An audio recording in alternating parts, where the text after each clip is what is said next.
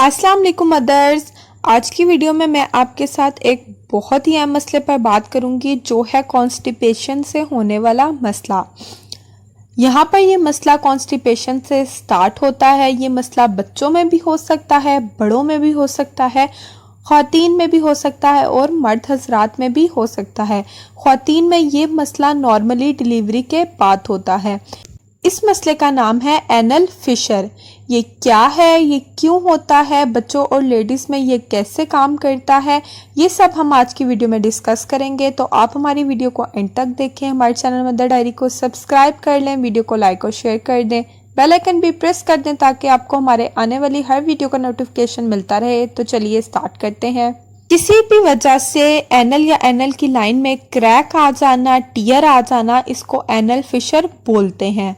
For example, एक skin पे cut है, जब उसका क्रैक खुलता है या प्रेशर पड़ता है तो बहुत ज़्यादा दर्द होता है। तो जब एनल फिशन वाला पर्सन स्टूल पास करता है तो उसको बहुत ज़्यादा पेन होती है, और अगर एनल फिशर है तो फ्रेश ब्लड आता है। लाइक स्टूल के ऊपर एक ब्लड की लाइन आती है, लाइन अपीयर हो जाती है और ब्लड भी बिल्कुल फ्रेश होता है।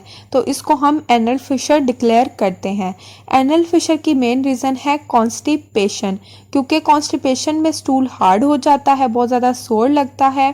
तो जब पास करने की कोशिश की जाती है तो स्टूल बहुत ज़्यादा लार्ज होने की वजह से और हार्ड होने की वजह से जो एनल है उसमें कट आ जाता है, इसलिए आपको ये मसला हो जाता है। सेकेंडली, अगर आपको डायरिया है तो तब भी एनल फिशर हो सकता है, क्योंकि बार बार स्टूल पास होता है, स्किन एनल से बहुत ज़्यादा सॉफ्ट हो जाती है, तो इसलिए वहाँ पर टियर आ जाता है। ये मसला औरतों में बहुत ज़्यादा होता है। यहाँ पर मैं आपको बताती जाऊँ कि ये मसला बच्चों में भी रहता है, मिडिल एज वुमेन में भी रहता है, लेडीज़ में ये आफ्टर प्रेगनेंसी आ जाता है। ये मैं आपको आगे चलकर बताऊंगी कि प्रेगनेंसी में क्यों हो जाता है। मेंस में भी ये प्रॉब्लम देखी जाती है और ओल्ड एज में भी आपको ये प्रॉब्लम हो सकती है। अगर ये ज़्यादा नहीं तो 3-4 वीक्स में ठीक हो जाता है। इसके लिए स्टूल सॉफ्टनर टैबलेट्स दी जाती हैं, साथ ही साथ पेन रिलीफ के लिए ऑइंटमेंट दी जाती है ताकि आपके मसल्स रिलैक्स रहें। 8 वीक्स का ट्रीटमेंट होता है। अगर 8 वीक्स तक ये प्रॉब्लम सॉल्व ना हो तो इसका मतलब है ये आपकी क्रॉनिक स्टेज पे चली गई है और अब सर्जरी ही इसका आखिरी ऑप्शन है। सबसे पहले हम एनल फिशर के सिम्टम्स डिस्कस कर लेते हैं। नंबर 1 इज़, सबसे पहले डॉक्टर देखते हैं, क्योंकि पर्सन खुद तो नहीं देख सकता तो डॉक्टर या कोई और ही देखता है कि एनस पे टियर या कट विजिबल नज़र आता है। सेकंड सिम्टम है कि स्टूल पास करने में बहुत ज़्यादा पेन फील होता है। थर्ड सिम्टम है कि स्टूल पास करते हुए फ्रेश ब्लड की लाइन अपीयर हो जाती है। नंबर 4 इज़, बर्निंग सेंसेशन आती है, बहुत ज़्यादा ईचिंग होती है। हम इसके कॉजेज़ डिस्कस कर लेते हैं कि इसकी वजूहात क्या हैं।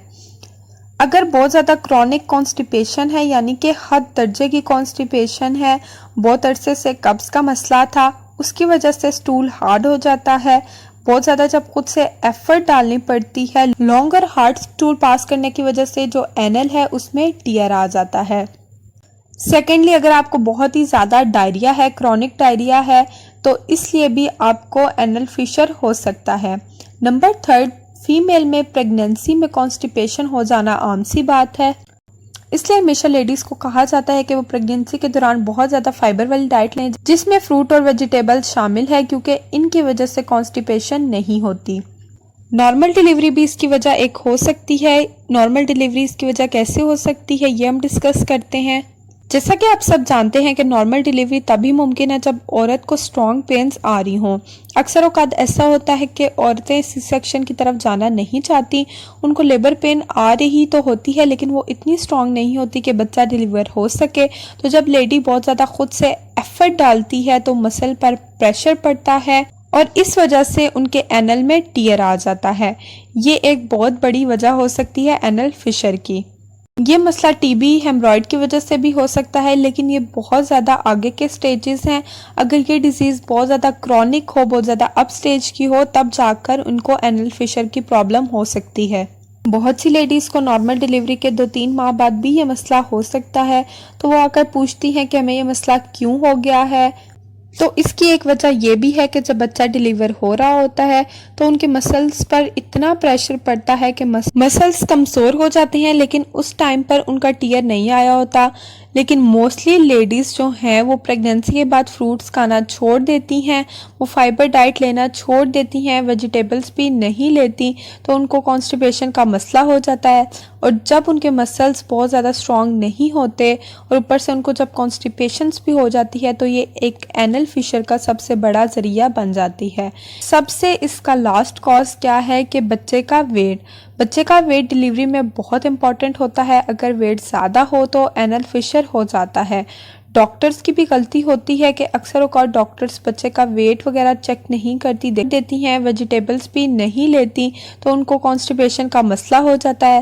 اور جب ان کے مسلز بہت زیادہ اسٹرانگ نہیں ہوتے اور اوپر سے ان کو جب کانسٹیپیشنز بھی ہو جاتی ہے تو یہ ایک اینل فشر کا سب سے بڑا ذریعہ بن جاتی ہے۔